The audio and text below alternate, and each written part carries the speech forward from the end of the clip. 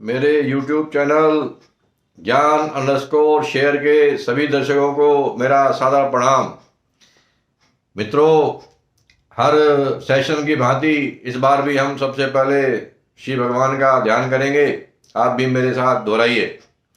ओम वसुदेव सुतं देवं कंसचाणूरमर्दनं देवकी परमानंदं कृष्णं वंदे जगद्गुरुं।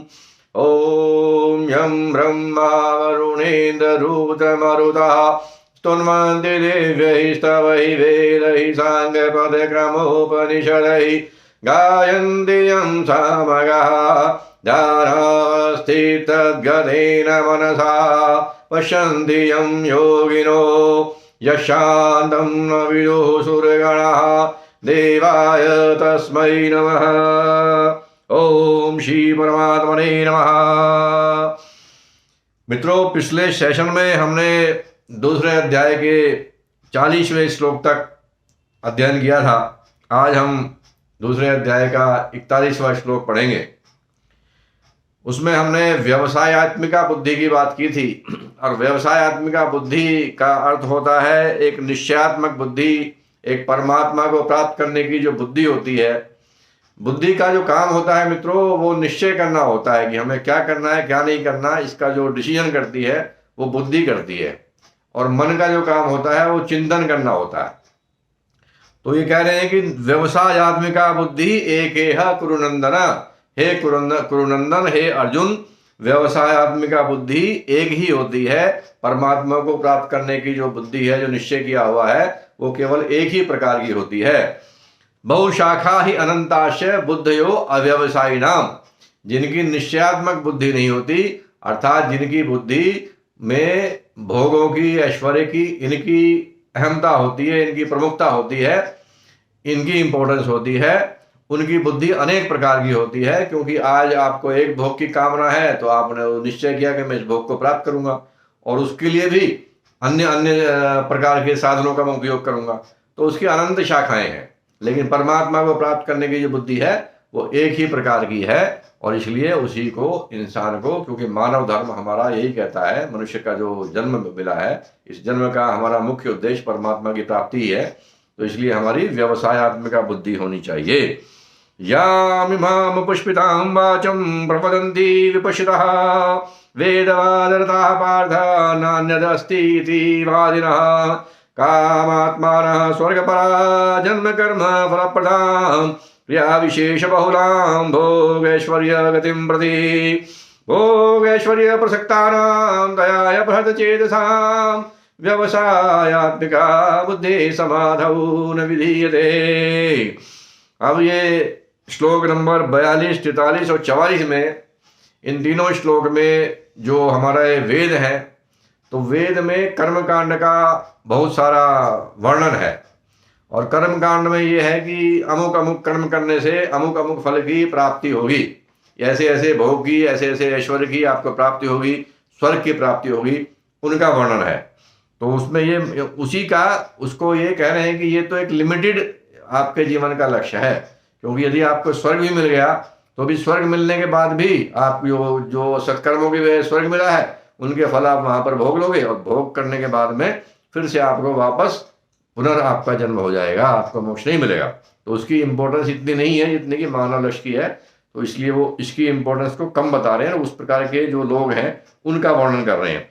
याम इमाम पुष्पिताम वाचम प्रवदंती अविपश्यता, अविपश्यता मतलब अज्ञानी, जो इग्नोरेंट है, वो अपनी पुष्पिता वाणी से इन जो वेदवाद रता मतलब जो भोग, ऐश्वर्य और उनको प्राप्त करने के साधनों में जो रत हैं, हे पार्थ, न अन्यद अस्ति इति वादिना कामात्माना स्वर्गपरा, जो इन कामनाओं के वशीभूत हैं और इन्हीं कामनाओं को की प्राप्त करने के जो साधन बताए गए हैं वेदों के कर्मकांड में, उसमें जो लिप्त हैं, और उनसे केवल जन्म और कर्म की फल ही आपको मिलेगा। उनका जो फल होगा वो पुनर्जन्म आपको मिलेगा, फलस्वरूप उनमें आपको पुनर्जन्म ही मिलेगा, आपको मोक्ष नहीं मिलेगा। क्रिया विशेष बहुलाम भोगेश्वरी गतिम प्रति, तो जो विभिन्न प्रकार की जो क्रियाएं हैं, वो जो भोग, जिनसे आपको भोगों की प्राप्ति तो हो जाएगी, पर भोग प्राप्ति होने के बाद में जब वो आपके जो कर्म है, सत्कर्म क्षीण हो जाएंगे, तो फिर से आपको पुनर्जन्म हो जाएगा। तो इसलिए उनके चक्कर में नहीं पड़ना चाहिए। जो परम लक्ष्य है परमात्मा की प्राप्ति, उसी का हमें निश्चयात्मक बुद्धि के साथ उसी रास्ते को फॉलो करना चाहिए। भोग ऐश्वर्य प्रसक्ता नाम तया अप्रतिषेधसाम। अब जो भोग और ऐश्वर्य में प्रसक्त हो गए, जो उसमें आसक्त हो गए, जो उसमें लिप्त हो गए, तन्मय हो गए जो उसी में, उनको वो जो भोग और ऐश्वर्य है वो उसकी जो चेतसा है, जो उसका मस्तिष्क है, बुद्धि है, उस बुद्धि को वो हर लेते हैं। तया अपचेतसाम व्यवसायात्मिका बुद्धि समाधौ न विधीयते। और इसलिए ऐसे लोगों की व्यवसायात्मिका बुद्धि, निश्चयात्मिका बुद्धि, परमात्मा को प्राप्त करने की जो निश्चयात्मक बुद्धि है, वैसी बुद्धि उनकी नहीं हो सकती। तो इस श्लोक का मुख्य रूप से वर्णन है कि जो है 44वां श्लोक बहुत इंपॉर्टेंट है। भोग ऐश्वर्य प्रसक्ता नाम तया अपचेतसाम व्यवसायात्मिका बुद्धि समाधौ न विधीयते। तो ये इसका मतलब ये है कि आप दोनों रास्तों पर नहीं चल सकते। या तो परमात्मा की प्राप्ति करनी है तो आपको ये सांसारिक विषयों को त्यागना पड़ेगा। इनके प्रति, सांसारिक विषयों के प्रति अहमता, ममता, आसक्ति, कामना, अहंकार, ये सब चीजों को आपको त्यागना पड़ेगा। तभी और केवल तभी आप जो है निश्चयात्मक बुद्धि आपकी हो सकती है। तभी आपका निश्चय दृढ़ हो सकता है। तभी उस निश्चय पर आप अटल रह सकते हो। अन्यथा ये जो भोग और ऐश्वर्य की सामग्री है, विषय है, ये आपको अपनी ओर खींच लेंगे और आपकी बुद्धि को हर लेंगे। तो ये दोनों चीजें संभव नहीं है। इससे अगला श्लोक है त्रैगुण्य विषया वेदा निस्त्रैगुण्यो भवार्जुन निर्द्वंद्वो नित्य सत्वस्थो निर्योग क्षेम आत्मवान। ये जो वेद हैं ये त्रिगुणात्मक हैं। ये त्रैगुण्य विषया वेदा निस्त्रैगुण्यो भवार्जुन। इसलिए हे अर्जुन, तुम जो है निस्त्रय गुण्य बनो, गुणातीत बनो। गुणातीत का मतलब है कि आप इनसे जो है आसक्ति से, इन सब चीज से ऊपर उठ जाओ, इनके चक्कर में मत पड़ो। निर्द्वंद्वो नित्य सत्वस्थो, निर्द्वंद्व बनो। निर्द्वंद्व का मतलब है द्वंद्व जो होते हैं, ड्यूअलिटीज होती है, सुख दुख हानि लाभ, ये जो भिन्न भिन्न परिस्थितियां हैं, एक होती है तो दूसरी अवश्य आती है। यदि सुख आ रहा है तो उस समय आपको अच्छा लग रहा है कि सुख है, पर सुख तो नित्य नहीं है, अनित्य है। तो जैसे ही सुख जाएगा तो आपने समझ लीजिए जिस समय आप सुख का भोग कर रहे हैं तो आप उसी समय नए आने वाले दुख का आप बीज बो रहे हैं। तो इसलिए आपको अर्जुन को क्या सलाह दे रहे हैं? निर्द्वंद्व बनो। किसी भी चीज में, सांसारिक विषयों में आसक्ति मत रखो। राग और द्वेष से को छोड़ दो, राग और द्वेष से विरत हो जाओ। तो उसको सलाह दे रहे हैं कि निर्द्वंद्व बनो, नित्य सत्वस्थ हो और नित्य सत्व में स्थित रहो। निर्योग क्षेम आत्मान। निर्योग क्षेम का मतलब है, योग का मतलब है जो हमें जो समता है उसको योग बोलते हैं, कि परमात्मा हर परिस्थिति में एक जैसा रहना, एक जैसा। और दूसरा योग का अर्थ यहाँ ये है कि योग जो है, जो हमें प्राप्त नहीं है उसको प्राप्त करने का मतलब योग है, और जो प्राप्त है उसको हम जो मेंटेन करना चाहते हैं, रखना चाहते हैं, सुरक्षित रखना चाहते हैं, उसका अर्थ है क्षेम। तो दोनों ही प्रकार की चीजें, ना हमें किसी चीज को रखना है और ना ही हमें किसी चीज को प्राप्त करने की कामना करना है। दोनों ही चीजों से हमें विरक्ति हो जानी चाहिए, दोनों से हमें विरत होना चाहिए। तो उनको बोला निर्योग क्षेम आत्मवान। और आत्मवान का मतलब है हमारा मन, बुद्धि और इंद्रियों पर, सब पर हमारा नियंत्रण हो, सब हमारे कंट्रोल में हो। तो इसलिए भगवान ने अर्जुन को ये कहा कि आप जो है गुणातीत बनो, निर्द्वंद्व बनो, नित्य सत्व में स्थित रहो और निर्योगक्षेम बनो और आत्मवान बनो। उसका अगला श्लोक है यावान अर्थ उदपाने सर्वतः संप्लुतोदके तावान सर्वेषु वेदेषु ब्राह्मणस्य विजानतः। जिस प्रकार से सब ओर से परिपूर्ण जलाशय, सब ओर से परिपूर्ण जलाशय के प्राप्त होने पर छोटे जलाशय में मनुष्य का जितना प्रयोजन होता है, उतना ही प्रयोजन ब्रह्म तत्व को जानने वाले, जिसने ब्रह्म तत्व को जान लिया है, जिस ब्राह्मण ने, जिस ज्ञानी ने ब्रह्म तत्व को पा लिया है, उसका इन सांसारिक जो वेद जो कर्मकांड जो बता रहा है कि स्वर्ग मिल जाएगा या और भोग ऐश्वर्य की और तमाम चीजें आपको मिल जाएंगी, उनसे उसका कोई प्रयोजन नहीं होता, क्योंकि उसको तो जो मोस्ट सुप्रीम चीज है वो उसको मिल चुकी है। जो उसको ब्रह्म तत्व मिल चुका है, ब्रह्म तत्व के ज्ञान जो उसको मिल चुका है, परमानंद जिसने अनुभव कर लिया है, वो छोटे मोटे क्षणिक अनित्य आनंद में लिप्त नहीं होता और उनको कोई इंपॉर्टेंस नहीं देता। इसके बाद में दूसरे अध्याय का 47वां श्लोक, जो कि बहुत प्रचलित भी है और बड़ा इंपॉर्टेंट भी है। कर्मण्येवाधिकारस्ते मा फलेषु कदाचन माँ कर्म फल हेतु भू माँ संगातु अकर्मणि। कर्मण्येव अधिकारस्ते, कर्म करने पर ही आपका अधिकार है। मित्रों, मनुष्य योनि में ही कर्म को चूज करने का हमारे पास अधिकार है। हमें कौन सा कर्म करना है, कौन सा नहीं करना है, हम इसको डिसाइड कर सकते हैं अपने विवेक का इस्तेमाल करते हुए। अन्य योनियों में ये अधिकार नहीं है, इसीलिए मनुष्य योनि को कर्म योनि भी कहा जाता है। माँ तो कर्मण्येव अधिकारस्ते, आपका जो कर्म है उनको करने का अधिकार है। अब कौन से कर्म? तो ये कर्तव्य कर्म है। इसका मतलब ये नहीं कि आप निषिद्ध कर्म करने में भी आपका अधिकार है और आप कुछ भी कर सकते हो, ऐसा नहीं। शास्त्र सम्मत जो आपके वर्ण आश्रम स्वभाव और परिस्थिति के अनुसार जिस मनुष्य के लिए जो कर्म आपके समाज के हिसाब से, देश के हिसाब से, कानून के हिसाब से जो कर्म आपके लिए नियत हैं, जो आपके कर्तव्य कर्म है, उनको करने का आपका अधिकार है, वो आपको करने चाहिए। माँ फलेषु कदाचन है, उनके फल पर आपका कभी भी अधिकार नहीं है। माँ कर्म फल हेतुर्भु, और कर्म का जो फल मिलता है उसके कारण भी अपने आप को मत बनाओ। माँ कर्म फल हेतुर्भु माँ संगहतु अकर्मणि।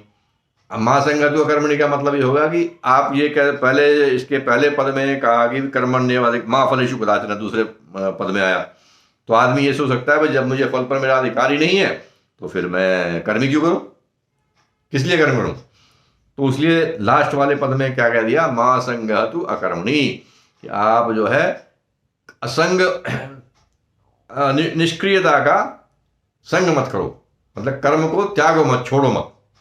तो ऐसा क्यों कहा? ऐसा इसलिए कहा कि इंसान को जो कर्तव्य कर्म है उसको छोड़ने का अधिकार नहीं है। जैसे आप किसी पद पर हैं और आपकी कोई ड्यूटीज असाइन की गई है, तो आपको उन ड्यूटीज को उस कंपनी के या जहाँ भी आप कार्य कर रहे हैं, सरकार में हैं, कहीं भी हैं, जिस पद पर आप बैठे हैं, तो उसमें आपके कुछ कर्तव्य कर्म है। उन कर्तव्य कर्मों को करने का अधिकार है आपको, पर उन कर्तव्य कर्मों को यदि आप नहीं करते हो तो आपको उस पद से हटा दिया जा सकता है। इसी प्रकार से यदि मनुष्य जन्म में आपको जो कर्तव्य कर्म है आपके, उनको आपको छोड़ना नहीं है, और यदि आप उनको छोड़ने का पाप कर्म करते हो तो अगले जन्म में आपसे मनुष्य योनि छीन ली जाएगी। ऊपर तो आप जाओगे नहीं, मोक्ष तो मिलेगा ही मिलेगा नहीं, लेकिन आप जो है मूढ़ योनियों में चले जाओगे, क्योंकि आपके ऊपर चार्ज क्या लगेगा, डेरिलिक्शन ऑफ ड्यूटी, अपनी ड्यूटी को न निभाना।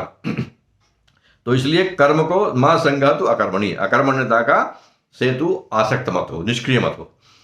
अब इसमें दो तीन चीजें और महत्वपूर्ण है कि कर्म के फल का विधान। अब कहा कि कर्म फल पर तुम्हारा अधिकार नहीं है, तो ऐसा क्यों कहा? ऐसा इसलिए कहा कि कर्म के फल का विधान करना सर्वथा ईश्वर के अधीन है। वैसे भी यदि आप कहीं जॉब कर रहे हैं तो आपका जो कर्म फल है उसको आप स्वयं नहीं डिसाइड करते हैं, आप अपनी परफॉर्मेंस की रेटिंग खुद नहीं करते हैं, आपका सीनियर हमेशा करता है। तो इसलिए हर एक आदमी कहे जी मेरा तो बहुत बढ़िया मैंने काम किया है तो मेरा फल पर अधिकार है, बिकॉज मैंने ये काम किया है इसलिए मुझे ये फल मिलना चाहिए। तो ऐसा नहीं है, सांसारिक विधान भी ये नहीं है, और परमात्मा का विधान भी, कर्म सिद्धांत का विधान भी यही नहीं है, क्योंकि उसको देव निश्चित करता है कि आपने जो कर्म किया है उस कर्म का आपने कितना किया है, कैसा किया है, किस भावना से किया है, वो सब आपकी रेटिंग देखकर उसके अनुसार आपको फल मिलेगा। तो इसलिए बोला कि कर्म के फल पर आपका अधिकार नहीं है, उसका ये कारण है।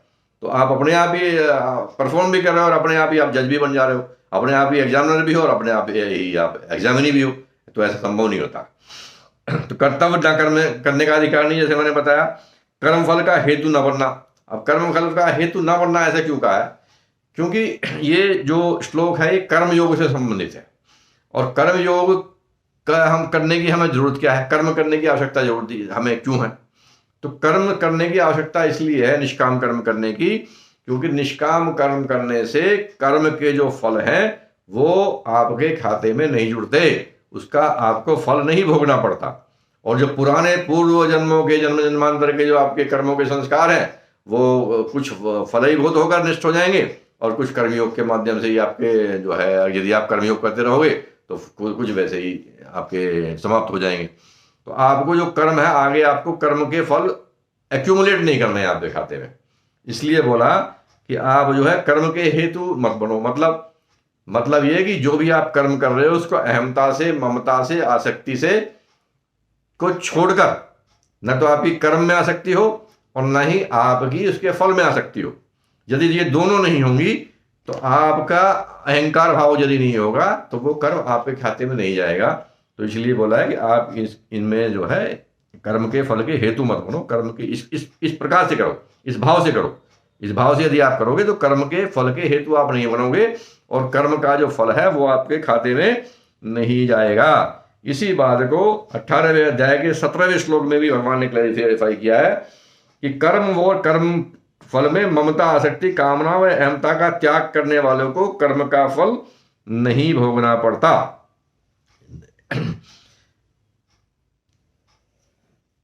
तो आज के लिए मित्रों इतना ही। भज गोविंदम।